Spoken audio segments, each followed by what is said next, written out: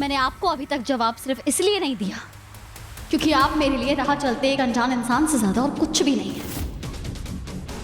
सड़क पे चलता कोई फालतू इंसान अगर आपको छेड़ता है, बड़ी बड़ी बातें करता है, तो एक औरत होने के नाते आप क्या करते हो?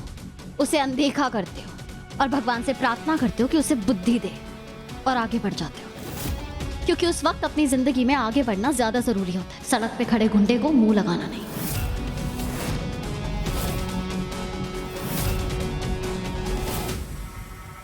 तुम्हारी हिम्मत कैसे? आपकी हिम्मत कैसे हुई मेरे रास्ते में आने की,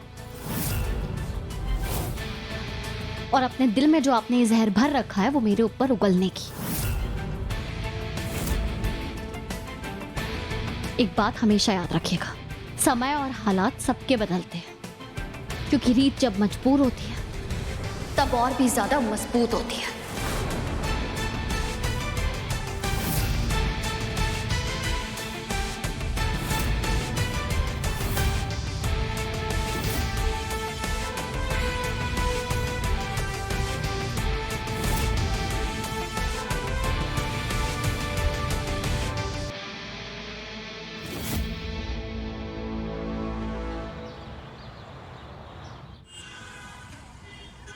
गुड मॉर्निंग सर। क्या गुड आज की मॉर्निंग में? और तुम्हें यहाँ काम करने के पैसे मिलते हैं, ग्रीटिंग कार्ड बन के मेरी चापलूसी करने के नहीं। चुपचाप काम पे ध्यान दो। सर, आई एम प्रिया, मैं कंपनी के शेयर्स और स्टॉक डिपार्टमेंट हेड हूँ। कांग्रेस, वही तो अच्छे से काम कर रहा है। सर, मुझे आपको ज़रूरी इन्फॉर्मेशन देनी है, इस पे अर्जेंटली आपको कुछ काम करना पड़ेगा। कोई ज़रूरी काम भी हो तो मेरे ऑफिस में आना है, अपॉइंटमेंट लेके। सर, इन्फॉर्मेशन देने के लिए हम वेट नहीं कर सकते, क्योंकि बहुत बड़े क्वांटिटीज़ में कोई अपने कंपनी का शेयर्स खरीद रहा है। तो अच्छी बात है ना हमारी कंपनी के लिए। सर, आप मेरी बात नहीं समझ रहे। एक्सक्यूज मी, तुम्हें क्या लगता है तुम पढ़ लिख के बहुत स्मार्ट हो गई हो? सर, आप ही ने प्रमोट करके मुझे हेड ऑफ द स्टॉक्स बनाया था। सॉरी, गलती हो गई मुझसे। क्या सैलरी है तुम्हारी? शायद तुम्हें ज्यादा इंक्रीमेंट मिल गया है, तभी तुम हवा में उड़ रही हो और ये भूल गई हो कि बॉस कौन है और एम्प्लॉय कौन। और आप सब लोगों को इसलिए सैलरी देता हूं मैं, ताकि आप ये देख सके कि एम्प्लॉय एक बॉस को समझाएगा। अगर दोबारा ये गलती रिपीट हुई तो पहले फायर आप लोगों को किया जाएगा, बाद में इसे। निकलिए यहां से, अपना काम करिए।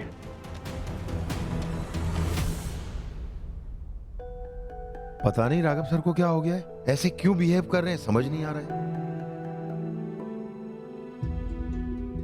मैंने आपको अभी तक जवाब सिर्फ इसलिए नहीं दिया क्योंकि आप मेरे लिए राह चलते एक अनजान इंसान से ज्यादा और कुछ भी नहीं। रीत जब मजबूर होती है तब और भी ज्यादा मजबूत होती है।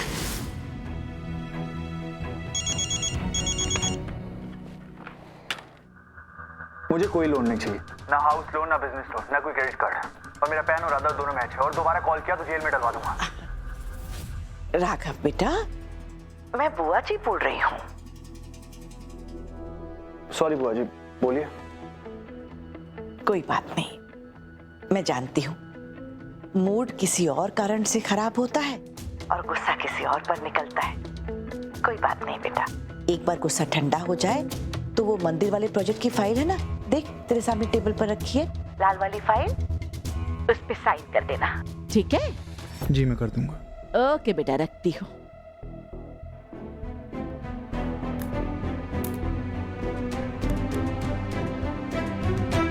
उस फाइल में क्या है माँ? अरे मूर्ख, और क्या होगा? राघव की प्रॉपर्टीज के पेपर्स हैं। देख, आजकल उसका मन बहुत बेचैन है, उसका दिमाग ठीक से काम नहीं कर रहा। इस वक्त हम उससे किसी भी पेपर्स पर साइन करवा सकते हैं।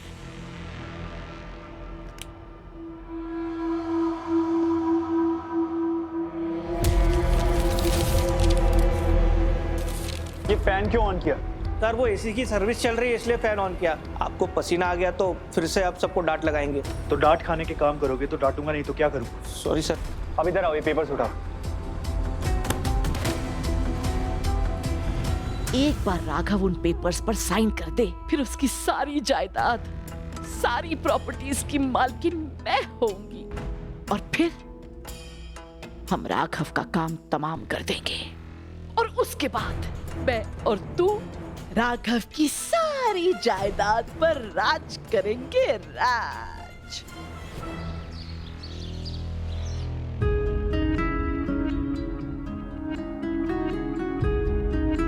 किसी का फायदा उठाना ये तुमसे बेहतर कौन जान सकता है।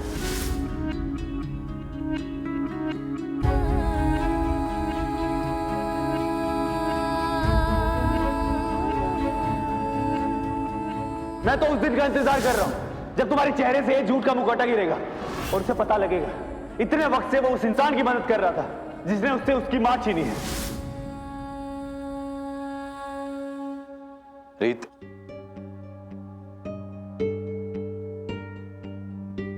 तुम ठीक हो? हाँ, मैं ठीक हूँ। मैं जानता हूं कि बहुत कम टाइम में तुम्हारी लाइफ में बहुत कुछ हो गया, बहुत कुछ बदल गया। मैं जानती हूँ रोहित, मुझे थोड़ा वक्त तो लगेगा, लेकिन मैं संभल जाऊंगी, अपने पैर जमा लूंगी और दोबारा खुद को बिखरने नहीं दूंगी। मुझे पूरा भरोसा है कि तुम ऐसा कर लोगी, और जो मैं तुम्हें अभी दिखाने जा रहा हूँ जो तुम्हारी इसमें और मदद करेगा। क्या?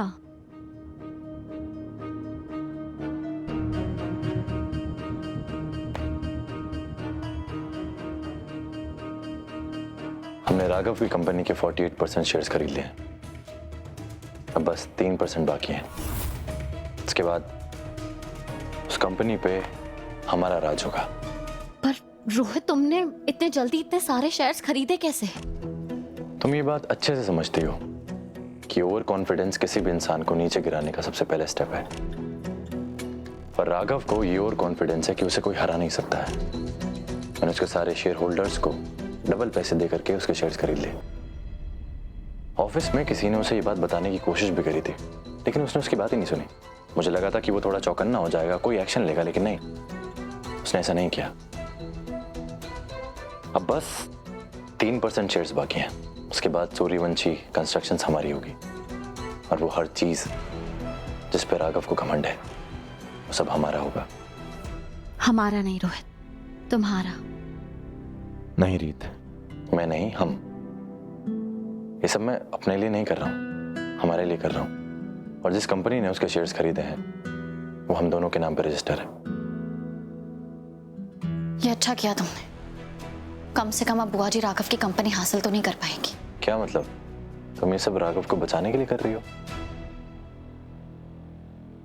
नहीं, लेकिन जितने बड़े दुश्मन राघव मेरे हैं उतनी बड़ी दुश्मन बुआ जी भी है। और अगर वो राघव का सब कुछ अपने नाम करवा लेंगी तो वो जीत जाएंगे, और मैं उन्हें जीतने नहीं दे सकती। तुम पक्का ये करना चाहती हो? हाँ रोहित, अब मेरे दिल में राघव के लिए कोई एहसास नहीं है, ना ही कोई दया और तरस है।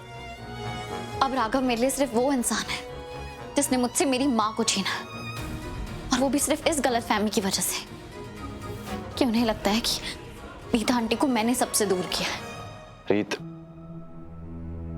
वैसे तो तुम हमेशा ही हिम्मत दिखाती हो, लेकिन मुझे अभी भी डर है क्या तुम अकेले सब कर पाओगे? क्यों नहीं रोहित, इनफैक्ट मैं तो उन लोगों को थैंक यू कहना चाहती हूँ जिन्होंने जरूरत पड़ने पर मेरा साथ नहीं दिया। तभी तो मुझे ये एहसास हुआ है कि खुद को संभालने के लिए मुझे किसी के सहारे की जरूरत नहीं है। लेकिन इतना आसान नहीं होगा ये रीत, उस इंसान से टक्कर लेना जो इतना ताकतवर है, उसके सामने अकेले खड़े होना जिससे तुमने कभी अपनी जान से ज्यादा मोहब्बत करी हो। उन लोगों को नीचे गिरते हुए देखना जिन्हें तुमने अपना परिवार समझ के संभाला था, बहुत मुश्किल होने वाला है तुम्हारे लिए।